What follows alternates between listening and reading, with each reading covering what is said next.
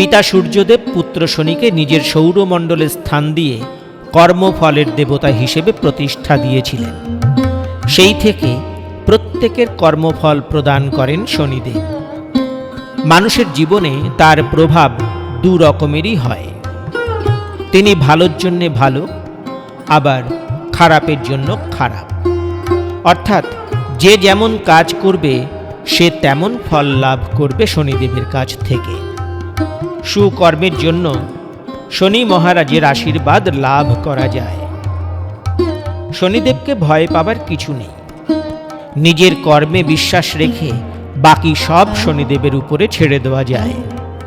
আবার কেউ অপকর্ম করলে তা শনিদেবের নজর এড়ায় না এবং শনির হাতে তার শাস্তি নিশ্চিত।